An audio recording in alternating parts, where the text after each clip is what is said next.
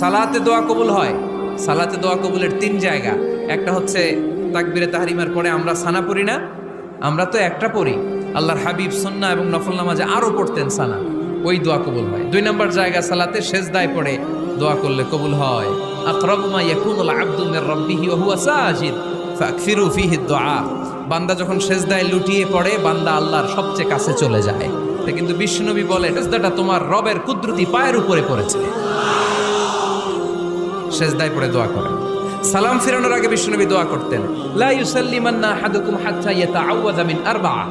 আল্লাহর হাবিব বললেন, 4 জিনিস থেকে পানাহ না আছে আমার কোন উম্মত যেন সালাম না ফিরায়। তারা যেন পড়ে, আল্লাহুম্মা ইন্নী আউযু বিকা মিন আযাবিল কবর, আউযু বিকা মিন আযাবি জাহান্নাম, আউযু বিকা মিন ফিতনাতিল মাহইয়া ওয়াল মামাত, আউযু বিকা মিন ফিতনাতিল মাসিহিদ দাজ্জাল। আল্লাহ কবরের আযাব থেকে বাঁচাও, আল্লাহ জাহান্নামের আগুন থেকে বাঁচাও, আল্লাহ জীবন